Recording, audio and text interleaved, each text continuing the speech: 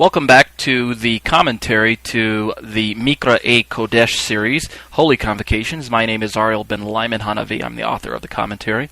Our festival in focus today is the Day of Atonement, otherwise known as Yom Kippur, and we've already studied Part A to this commentary. If you have the written notes, we are now on near the bottom of page 2, where we are ready to introduce 5 types or categories of korbanot, of offerings or sacrifices. We're going to talk about the Olah, the Minchah, the Shlamim, the Chata'at, and the Asham. The reason we need to talk about these types of offerings or these types of sacrifices is because it is the background necessary to fully appreciate the Yom Kippur ritual itself, keeping in mind that the Yom Kippur sacrifice, the Yom Kippur service, is the holiest day on the calendar that HaShem prescribed for Israel to proclaim in their set times. And all of the daily, weekly, and monthly bringings of animals, as it were, pointed towards this once a year event where the high priest would enter into the Holy of Holies, and only then once, and then he would make atonement for the entire corporate nation of Israel. So everything led up to this point. Well, we've got to get the background to that before we can fully appreciate how the Yom Kippur sacrifices play an important role for us today, both in Christian camps as well as Jewish camps. Okay? So what I'm going to do, as I mentioned earlier, is I've already recorded this information way back in our commentary near the book of Leviticus. I'm pulling audio information from Parashat Vayikra, which was the actual first Torah portion as we opened up the book of Leviticus. So allow me to insert the audio at this point in time, and it's going to run for probably a good half an hour or more from that previous information. So if you hear me talk about Parashat Vayikra, well, then that's because the information is coming from Parashat Vayikra, as it's already been recorded. So let's now pick up the previous recording, starting again near the bottom of page 2, where we're going to start talking about the 5 types of offerings introduced in the opening pages of Leviticus. Now, these types of offerings, these 5 types of offerings that are introduced in the pages of Leviticus are broken down into the different categories, and that's where we're going to go next in this study. We're going to look at, first of all, the Olah, which is a burnt offering, which is mentioned in Leviticus chapter 1, verses 1 through 17. Next, in order, and I'm going in order of the way they're given to us in Leviticus. Next, we'll look at the Minchah, which is sometimes translated as the grain offering, or other times it's translated as a fellowship offering. The Minchah is mentioned in Leviticus chapter 2, verses 1 through 16. Next on the list, we'll study the Shlamim, which is rendered the peace offering, or also that one's sometimes rendered fellowship offering as well in your English translations. That's mentioned in Leviticus chapter 3, verses 1 through 17. Then we'll look at the Chata'at, which is the sin offering, mentioned in Leviticus chapter 4, verses 1 through 35, as well as chapter 5, verses 1 through 13. And then we'll look at the Asham, which is the guilt offering, mentioned in Leviticus chapter 5, verses 14 through 26. Those 5, the Olah, the Minchah, the Shlamim, the Chata'at, and the Asham. Those are the 5 categories of offerings that will span the entire range of the book of Leviticus. And indeed, as we study other subsequent sacrifices in the future, we'll find that they bear a resemblance to one of these 5, or sometimes a combination thereof, of the 5 offerings that we're studying right here. For instance, I'll just tell you right now, you'll find often that the Olah is often brought, the burnt offering is also brought in conjunction with a grain offering. They're brought together at often times. So, within these 5 categories, we also need to break down a subcategory. We'll find out that the first 3 of these 5, the Olah, the Minchah, and the Shlamim, the first 3 could easily be considered free will offerings, brought before HaShem by anyone at various times in the life of anyone in the community. By comparison, the last 2, the Chata'at and the Asham, were required, they were mandatory to make restitution for various types of sins. Such korbanot such offerings, and I'm going to try and introduce a new Hebrew word to you readers and you listeners, korbanot. The root word korban is singular for offering or sacrifice, and thus korbanot is sacrifices. Such korbanot, the Chata'at and the Asham, are referred to in many places as expiatory. Okay, that is to say they affect sin. They affect atonement, whereas the first three, by comparison, are non-expiatory. That is to say, they don't necessarily affect atonement. The expiatory korbanot shall occupy the bulk of the latter part of my commentary. Now, Chabad.org is going to supply us with our standard descriptions for these first three korbanot. If you look at the footnote number 10, you'll see that I'm taking this information from www.chabad, that's C-H-A-B like boy, A-D like David, .org, /parasha, /in-depth, /default, and then more information given there. If you really are interested in going to Chabad.org's website, just go to Chabad.org and look for the parasha readings for this week or parasha archives, and you can pull up the information there. Okay, let's go ahead. First offering is the Olah offering, and it's also referred to as the burnt offering. In fact, most of your English versions are simply going to call it the burnt offering. But I want you to know the Hebrew words, because later on when we get down near some of the technical terms, for instance, we're trying to explain which offerings relate to which particular infractions, which particular sins. Particularly when we get down to the expiatory ones, it's important that we know that the language of the Chata'at and the Asham, the sin offering and the guilt offering, respectively, it's important that some of the language that we realize is interchangeable, because a Chata'ah is a class of sin, and an Asham is a class of sin, and yet if you commit a sin, you're guilty, and the word guilt is Asham, and so sometimes you can get confused if you don't really follow the Hebrew terms a little closer than we're used to following them. First category of korban, the Olah, the burnt offering. We're, if you're following along the written notes, we're near the top of page 9. Here's the quote from Chabad. The first korban to be described is the Olah, of course. First one to be described in the book of Leviticus, and it's described as the ascending offering. It's commonly referred to as the burnt offering. Here's another reason why I'd like you to know the particular Hebrew terms, because the word Olah can refer to ascending, as to that which goes up. Picture in your mind the animal is being placed on the altar, and it's not being eaten by the Kohanim, nor is it being eaten by the participants.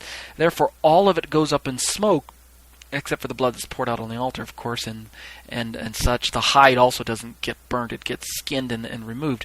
But all of it goes up on the altar, and as it goes up, as the ashes, the embers, and the smoke, and all of that ascends heavenward, then the word picture is described by this verb Allah or Olah, and that's where we get the term for the category. The Olah itself goes up, it ascends. Your Bibles, your English Bibles, are variously going to translate this as the burnt offering. Some will describe it as the what else do we have? The whole burnt offering, the smoke offering, the fire offering, or something to that effect. And so the Olah is the Hebrew word, right? This offering, whose distinguishing feature is that it is raised to God in its entirety by the fire, which is atop the Mizbeach, there, the altar. The Olah can also be a male or sheep or goat. It can be a male sheep or a goat, in which case the same procedure is allowed. There's no difference if it's either animal. Now, we can also, however, downgrade the animal when it comes to an Olah, and I believe this speaks of the different economic statuses that we may find in ancient Israel. Some people can afford a male sheep or a goat. Other people who are less how should we say, they didn't have as much money, or maybe they weren't in a position where they worked for someone who had money. Maybe they were a slave and they didn't have their own money, but their master had a lot of money, and their master wasn't going to permit them to take one of the larger animals. Well, then God allowed smaller animals. Let's keep reading. A turtle dove or a young pigeon, we're talking about birds now, right, can also be brought as an ascending offering. And instead of being slaughtered through shechita, that's the process whereby the rabbis determined that God wanted the blood poured out completely while, if possible, the heart of the animal was still beating. We took a very sharp knife and slit the throat, usually one or two, if I remember correctly, to shecht an animal, to slit its throat involved pushing the sharp blade forward once and then pulling it back towards the person who's holding the blade, and that would give a clean cut. This shechting, the shechita, done to an animal while it was still alive, obviously, produced an effect that there was no pain. The animal didn't. In fact, the blade was so sharp, the animal's throat was cut before it realized that it had even been cut.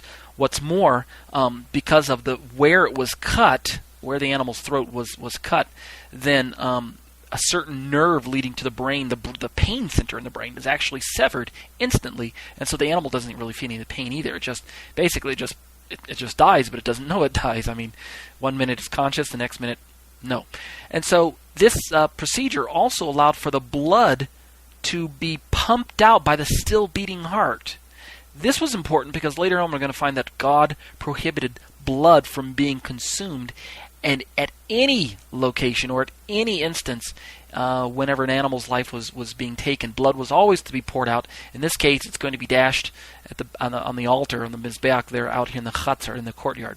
So we're talking about a larger animal where we could shecht its throat and easily catch the blood, but with a smaller animal such as a turtle dove or a pigeon, instead of being slaughtered through shechita, the cutting of the throat, the bird is killed by malika, when that's where the priest or the Kohen officiating takes his fingernail and he nips off the head of the bird from the back of the neck, where he just pops it right off right there. I think you get the idea of what I'm talking about.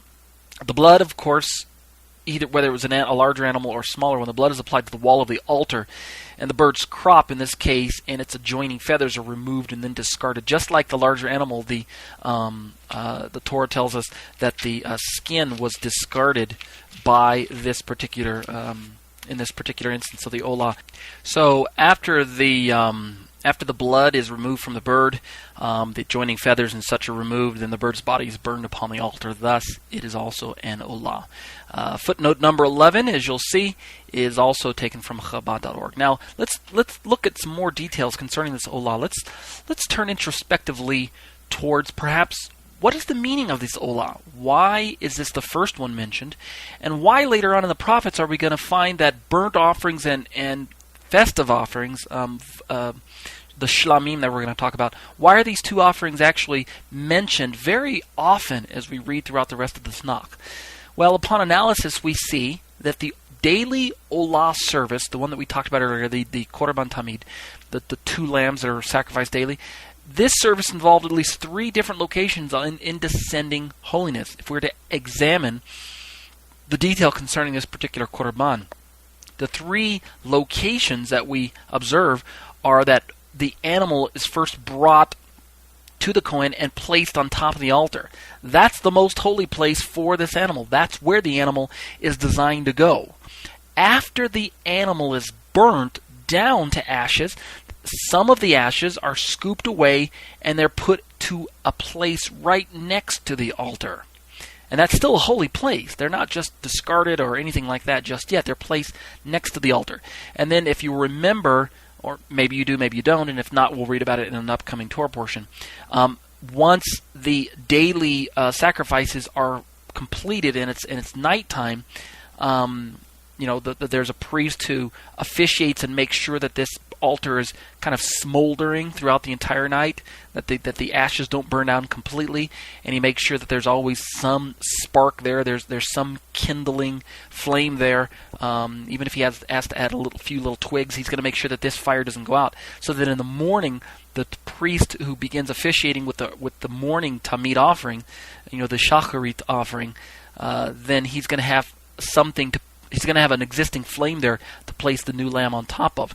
And so at that point in time, the ashes that were collected and put next to the altar in that second holy place, they're going to be removed outside of the chatzar, the courtyard, and they're going to be taken to a ritually clean place designated outside the camp. So we have those three levels of what we might call descending holiness: on top of the altar, next to the altar, and then this ritually clean place outside the camp.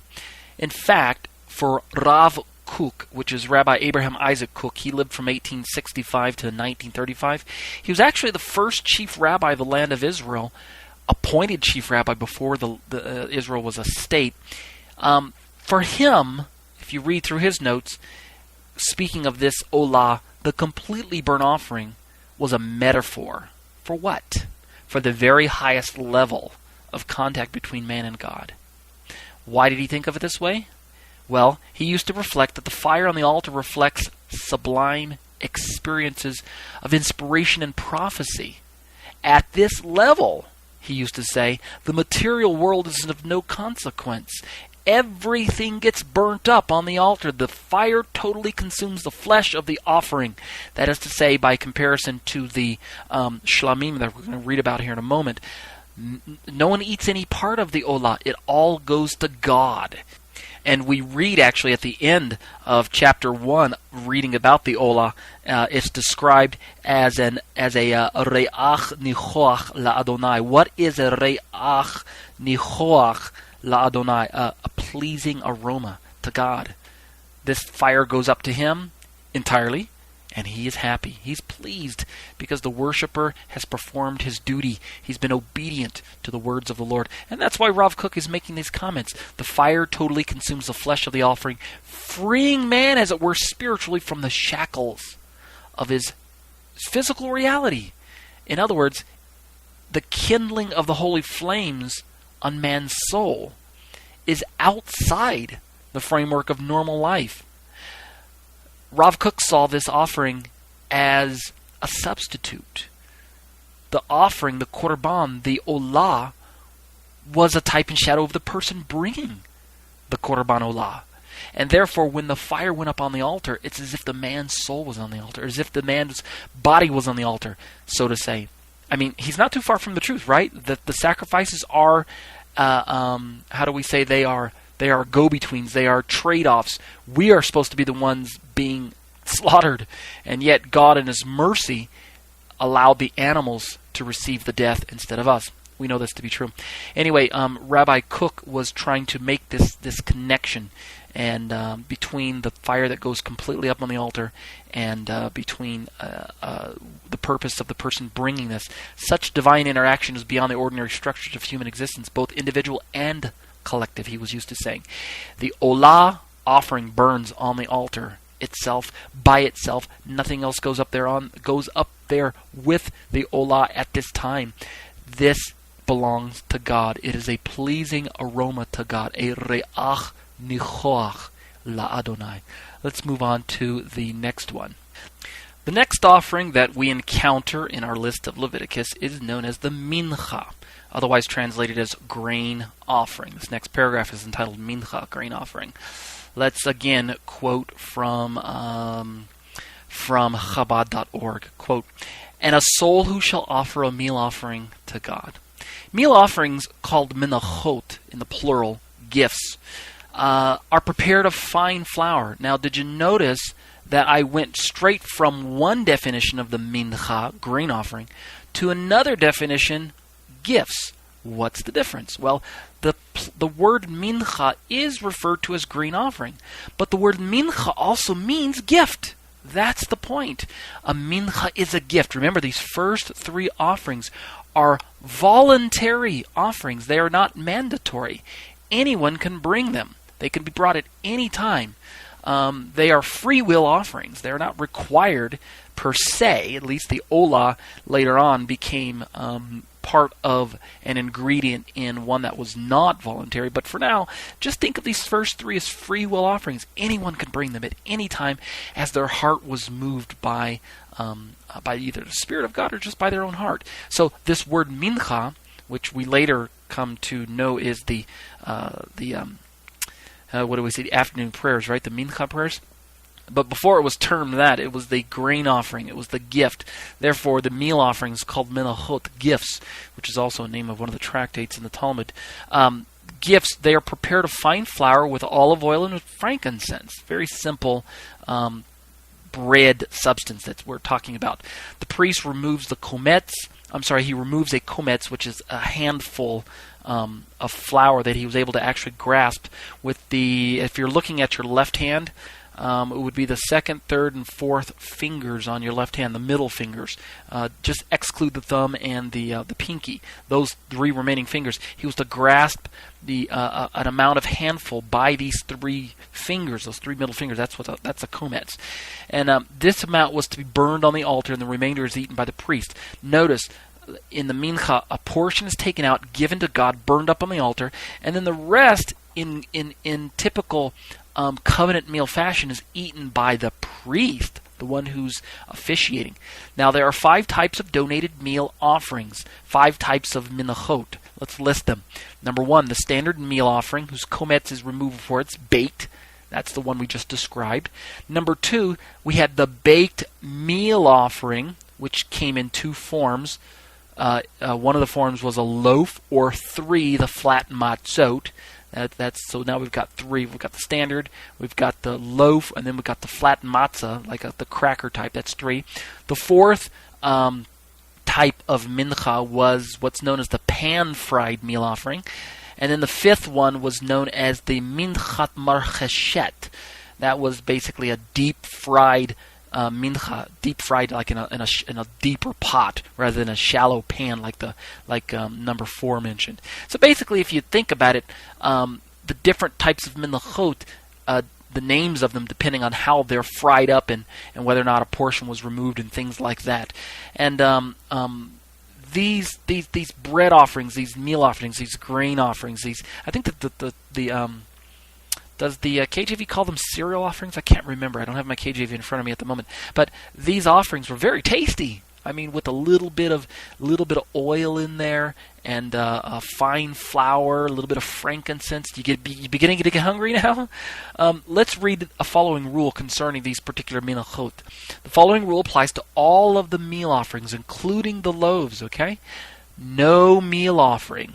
This is a verse. No meal offering which you shall bring to God shall be made leavened. None of the meal offerings that were made were allowed to be burnt in a leavened state. Even the ones that were loaves. Now, the reason we mention loaves is because typically loaves involve a little bit of rising, right? No offering which you shall bring to God shall be made leavened, for you shall burn no leaven, nor any honey, nor any offering of God made by fire. When the priest took the kometz out and he burned it on the altar there, even when it was a loaf, even when it was allowed to leaven, none of the leaven was to be burnt afterwards. That is to say, he had to take that little kometz out and throw it on the altar before any leavening could happen, which means we're talking about something that took place very, very quickly. Because what does it take for leaven to show up? Just water, the flour, one of the 5 grains that we're talking about here, which is barley, oats, rye, spelt, or wheat. Those are one of the 5 grains that were historically used to make these types of offerings. And thyme, right? You get water, you get one of those grains, and you get thyme, and what do you get next? You get leaven, you get the chametz, and that's not allowed on the altar. We're going to find out later on that there are 2 offerings where the loaves are included in the offering. One is the shal mitoda, a type of a shlamim offering that we're going to read about later on.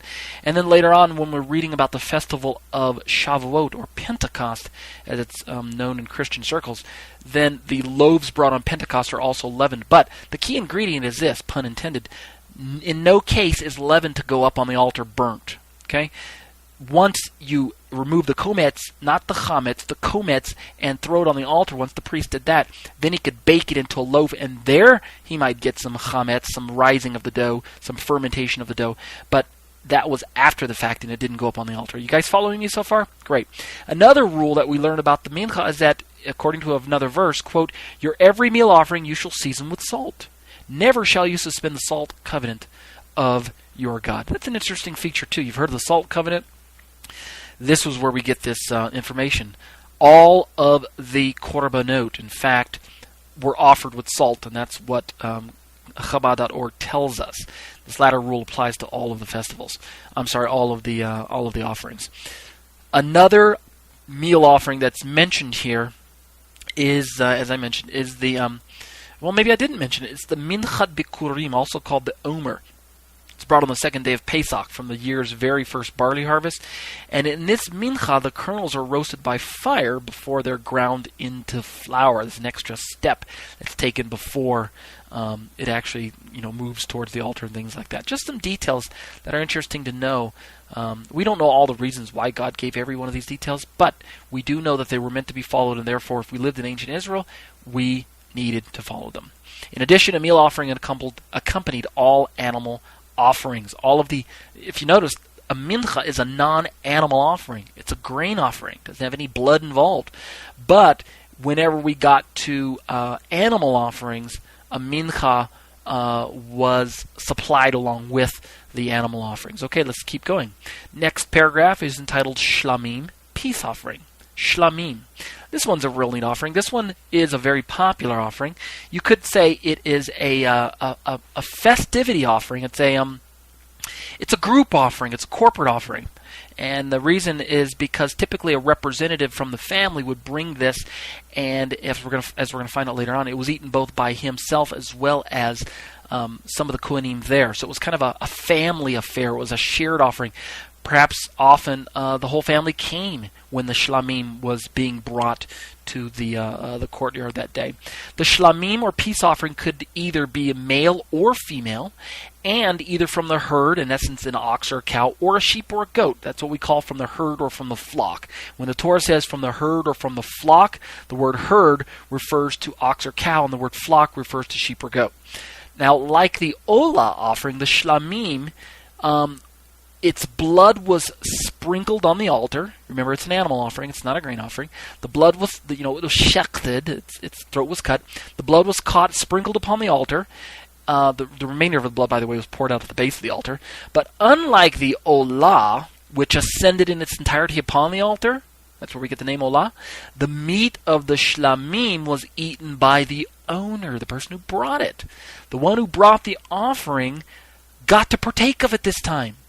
2 portions of the animal, the breast and the right thigh, however, were eaten by the Kohanim, the priests. So they're all sharing in this meal together. And this made for a unique type of korban, a unique type of festive experience. I keep using the word festive because in the Torah, the shlamim is referred to as a zavach. And the word zavach is sometimes called a festivity offering. In fact, if I turn in my Torah to chapter 3, reading from the Stone Edition Tanakh, it says, quote, verse 1, chapter 3, verse 1, if his offering is a feast peace offering, a feast peace offering, ve'im zavach shlamim korbano im min ha-korban hu. And this language here, ve'im zavach is a noun that refers to this type of offering. But the word zevach comes from the verb zavach, which means to slaughter. And that's why it's called a feast peace offering, a slaughtered offering. Perhaps because it entails more. Usually, like if you kill one person, we say that's a killing. But if you kill a lot of people, we say that's a slaughter.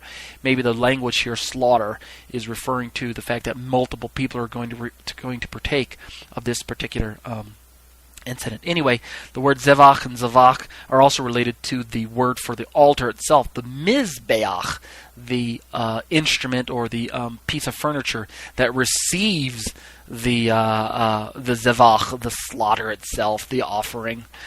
This offering, this korban, was eaten by more than just the participant. As I already mentioned, the Kohanim get to eat of it. The breast and the right thigh are eaten by the priest. Only certain parts of the animal are going to be burned atop the altar, like the Olah. Part of it's burned, part of it's eaten. Let's read the verse here.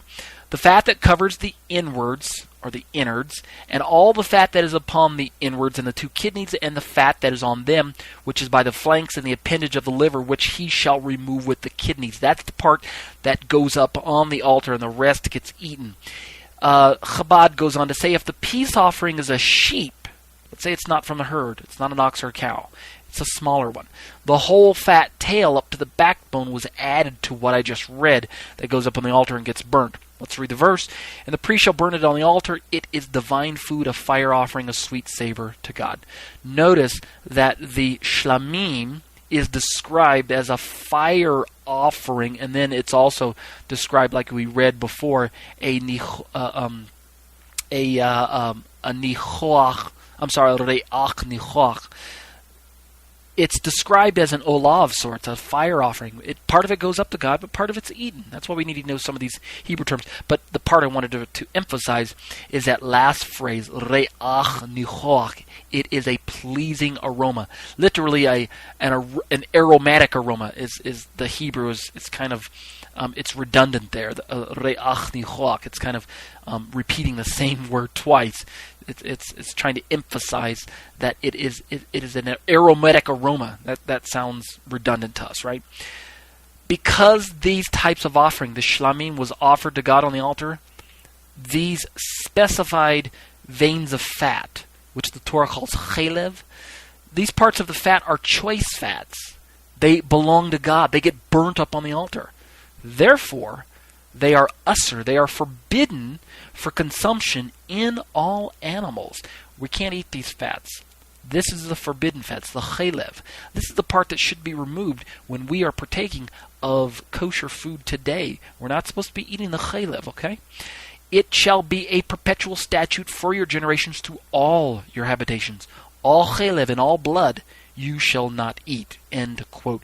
We're going to read more about these forbidden pieces of animals, the chalev and the dam, the fat and the blood respectively, in a different parasha. So listen for it when we come to that particular section. Okay, let's keep going. I want to move now past the 3 voluntary offerings into a section where we're going to deal with the expiatory sacrifices. What do I mean by expiatory? Let me just give you a kind of a standard dictionary definition. The word expiation is a verb, and it means to atone for. Atone for what? Atone for guilt or sin, right? Expiatory, atonement. We're now going to move into the more important or the more critical types of korbanot that we read about in the book of Leviticus. This next section is entitled Expiatory Sacrifices. A quote from the JPS commentary to Leviticus is in order before we study these last 2 types of korbanot. I need you to follow along with me very, very carefully now to this section in my commentary, all right? Quote, chapters 4 and 5 contain the laws governing expiatory sacrifices, the purpose of which is to secure atonement and forgiveness from God. These offerings are efficacious only when offenses are inadvertent or unwitting. We're going to talk about those 2 in a moment. They do not apply to defined or premeditated crimes. Whenever an individual Israelite or a tribal leader or a priest or even the chief priest or the Israelite community at large is guilty of an inadvertent offense or of failing to do what the law requires, expiation through such sacrifice is required. JPS goes on to say, the laws of chapters 4 and 5 here in Leviticus do not specify all the offenses for which such sacrifices are mandated. Did you catch that? The chapters don't really lay out exactly what these types of offenses entail. Instead, we may assume, they go on to say, as did the rabbinic sages, that there is a correspondence between those offenses requiring the expiatory offerings and those punishable by the penalty known as karet. Now, karet is the cutting off of the offender from the community. The person was to use today's parlance, we would say they were excommunicated. They were put outside the camp back in those days. The expiatory sacrifices, JPS concludes, are required for inadvertent transgressions that, if committed defiantly, would in fact bring the offender the penalty of being cut off from the community. Karet, end quote. The footnote number 14 you'll see is from Baruch A. Levine, the JPS Torah Commentary to Leviticus, Jewish Publication Society, 1989, and that was lifted from page 18. It's very important for you to listen now that we understand the category of sins being described here. Basically, there are two categories of sin that Leviticus is describing for us, and that's probably why we don't simply get an enumeration, a list, a simple list. Although when we get to when we get to the sin offering, we're going to see that some of it's spelled out, as well as some is spelled out in the guilt offering as well. But it's important that we understand for now that the Torah does not clearly describe sins of intent in easy-to-understand terms. To be sure, unintentional sins are represented by a very technical term in the Torah known in Hebrew as bishgaga. We're near the bottom of page 11, about to move into page 12, so follow along with me in the written notes if you can. Bishgaga. All right? This is a word that's found only 6 times in Leviticus altogether. We're in the top of page 12. Look at the footnote number 15, and you'll see in Leviticus all the locations where this phrase bishgaga, the root word is shogeg, where this word shows up. Now, why do we care? Listen on. Tim Hegg is going to remark on bishgaga in the short excerpt lifted from a commentary of his on the topic of forgiveness. Quote, this is Tim Hegg. A study of the words unintentional and intentional when describing sins reveals something different, however. Okay? Intentional and unintentional. In Leviticus 6, verses 1 through 7, the sins for which a person may bring a guilt offering, remember the word for guilt offering is Asham, the sins for which an Asham is required include lying, theft, fraud, perjury, and debauchery. All right? Those are actually spelled out in the Torah. Yet in Leviticus 4, the sins of a leader or a common priest for which a guilt offering may atone are called unintentional. And the Hebrew is bishgaga. Now, in Tim's opinion, in his opinion, this is not actually a very good translation, this word unintentional, however, because it makes it appear as though one can lie, steal, defraud, perjure oneself, and engage in all manner of debauchery without direct intent to do so. You catching me? You catching what I'm saying here? The Torah lists some of the sins under the category of Asham, and then it calls these unintentional. And yet it sounds as if a person can say, well, I lied, but I didn't mean it. I committed fraud, but I didn't mean it. I stole something, but I didn't mean it. That's why he says the word unintentional is not necessarily the best translation. Actually, Tim Hegg goes on to say, this word does not describe one's attitude or intentions in the matter. Okay? When we say unintentional, it really isn't describing the person's attitude towards the sin that he's committed, but simply, he says, the class of sins for which there exists a prescribed sacrifice. In other words, it's just a technical category, this bishgaga. The basic meaning of the word means mistake, and thus the English translator's word unintentional. It didn't mean to happen. It was not intentional. It wasn't meant to happen. It happened by mistake. And so, therefore, if you think about it, the person bringing the sacrifice can have one intention, and then a different result may happen. So you see how I mean that the word unintentional may not exactly point to the intent of the individual. It's really just describing the category of sin. Tim Hegg goes on to say, the basic meaning of the word is mistake, and thus the English translator is unintentional. But it also simply means unacceptable behavior. It's something that shouldn't have happened. It was wrong. What is striking is that nowhere in the Torah are intentional sins described. Now we're going to contrast. Nowhere does the Torah actually say, here's an intentional sin, and then tells you what it is. Rather, Tim goes on to say, the opposite of so-called unintentional sin, that category, is the category what we call of a high hand. And the Hebrew is biyad ramah, the sin of a high hand. as in Numbers chapter 15, verse 30, the incident where the man gathered sticks, on the Sabbath day, and then the Torah talks about sinning with a high hand, and then we move right into the mitzvah about wearing tzitzit. Numbers chapter 15. Now, Tim goes on to say that this describes rebellion, this biyad ramah, the sin of a high hand. Take your hand, take your left or right hand, doesn't matter, raise it up, close your fist, and kind of wave it wave it heavenward. That's kind of what we might think of, the word picture that comes to mind when the Hebrew says biyad ramah. The word ramah means high or elevated, ramah, and the word biyad means of the hand. So of the hand that is upraised, the upraised arm, the sin of a high hand. This describes rebellion, a sin for which there's no expiation. This describes the intention of the individual. This describes the attitude of the individual.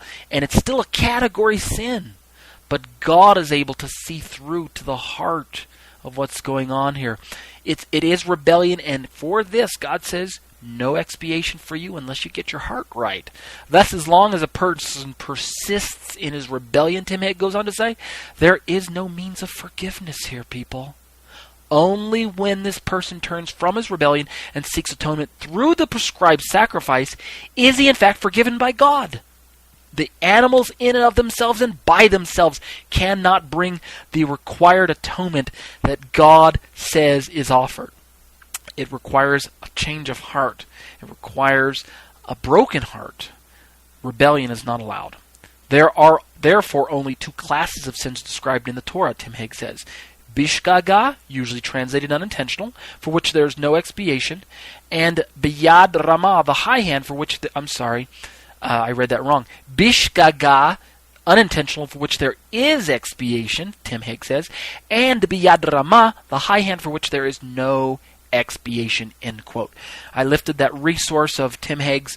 You can see footnote number 16 down at the bottom of page 12 at TorahResource.com, English articles under forgiveness. Let's continue. Levine, in the JPS commentary, continues to Leviticus to explain the Asham and the Chata'at. Let's keep reading. Quote, in substance, chapters 4 through 5 prescribe two principal sacrifices. What are they?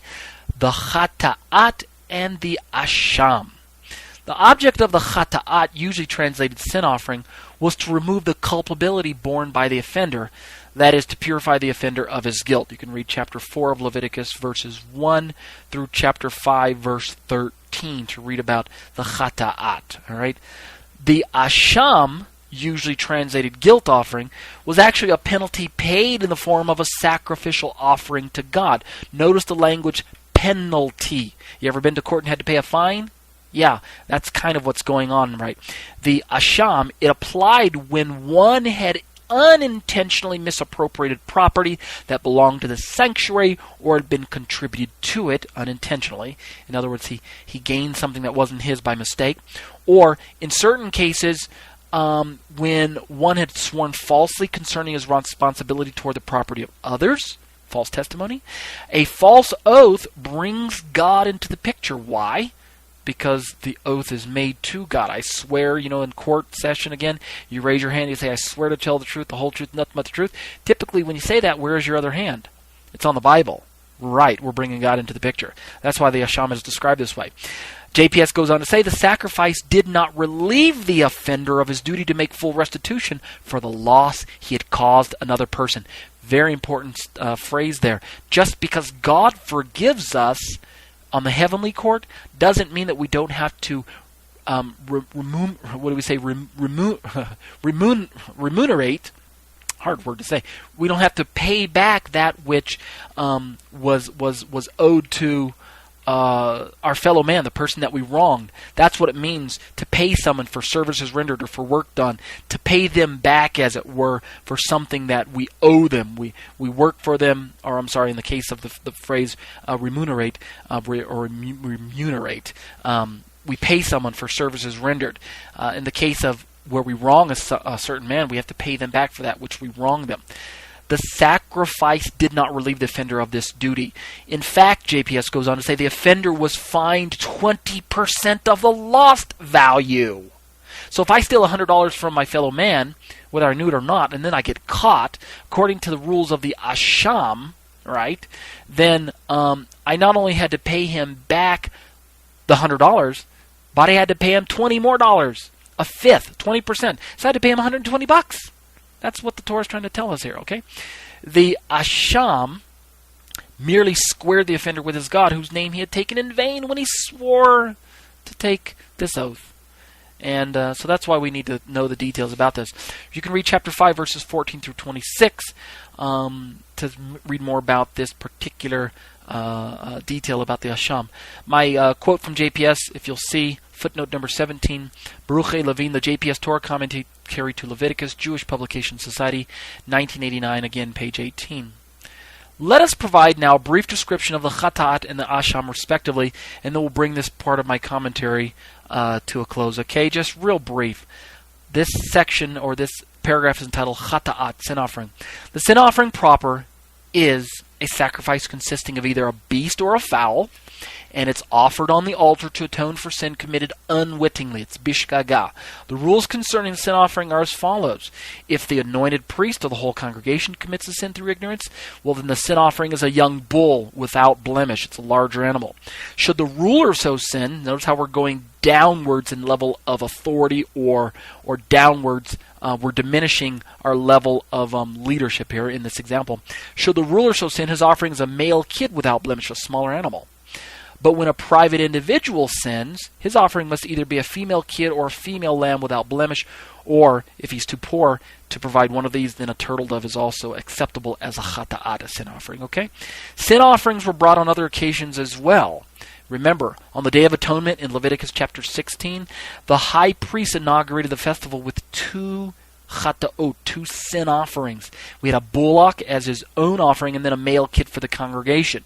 Those were both considered Chata'at, sin offerings. The flesh of these offerings was not eaten. But after the fat had been removed, that chalev, that forbidden fat, the carcasses were burned outside the camp.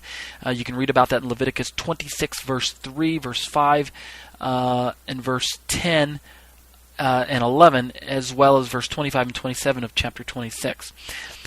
Also, concerning the Chata'at, a woman after the days of her purification, remember when she was in Nida? And we can read about that later on in the Torah as well. After she had gone through this purification time period, after the end of it, she also was required to bring a dove for a sin offering, and it was called a Chata'at. You're thinking, gosh, all she did was go into her menstrual cycle. Why is it called a sin offering? Well, it's a technical term for a technical korban. It doesn't necessarily mean that she sinned. Just like we talked about earlier, the Olah uses the language of sin in that offering, but it doesn't necessarily mean that the person sinned. In addition to a burnt offering, this woman brought the Chata'at. So she brought both a Chata'at as well as an Olah. A leper, by the way, on the day of his cleansing, and we read about him in Leviticus as well, and also we read about him, just in Leviticus. A leper on the day of his cleansing was required to bring, besides other offerings, a female lamb, or if he were too poor, a dove for a sin offering, a Chata'at. You can read about that in Leviticus 12, verse 6, as well as Leviticus 14:10, Leviticus 14:19, and Leviticus 14:22. Finally, we're on our last offering. We've gone through 4 of them. Let's hit the 5th one. The Asham, known as the guilt offering. This last little paragraph here. We're near the bottom of page 13. Torah.org is going to give us some information concerning this last one. Quote, the Asham offering has many applications. Like the Chata'at, or the Chatas is what they say, it is a sin offering. However, the Asham atones for intentional sinning. Intentional sinning? Yeah, it's still a category, and it's not sins of a high hand. It's slightly different than that. It's not b'yad ramah. It's not rebellious sin, but it is intentional sin. Swearing falsely is one such example. God is the unseen third party who is present wherever and whenever one man has dealings with another. That is to say, we don't want to simply say that sins are unintentional. We don't want to simply say that lying, swearing falsely, perjury, those things. We don't want to say simply that they are unintentional, because typically when people do these things, when they lie, they are intending to lie. So we can say unintentional and intentional. It's kind of both. I'm not really trying to confuse you, but what I'm trying to say is it's not rebellious. It's not biyad ramah. It's not that category. It still falls under the category of bishgaga, unintentional. It was a mistake. It was a mistake. Swearing falsely is a mistake. Okay, lying is a mistake. It's something that shouldn't happen. It's something that is wrong. Okay, it's sins that shouldn't happen. That's what I mean by unintentional/intentional there. God is the unseen third party who is present wherever and whenever one man has dealings with another, even if no other witnesses are on hand. If you swear, then God is there because His presence is everywhere. God Himself is the guarantor for the honest dealings between men. There's three parties really involved. If I swear to my brother that I'm going to do something for him, God is the unseen third party. If, therefore, this guarantor is invoked as a witness, if I say I swear by heaven, then any factor in these dealings has been disavowed. When any factor in these dealings has been disavowed, I go back on my word after I've already sworn by heaven that I'm going to do it, then is it not, it's not merely an act of ordinary faithlessness. It's not merely that I just broke faith with my fellow brother. I promised to do something for him. I swear by heaven that I would do it. I didn't follow through with my promise. I didn't do it.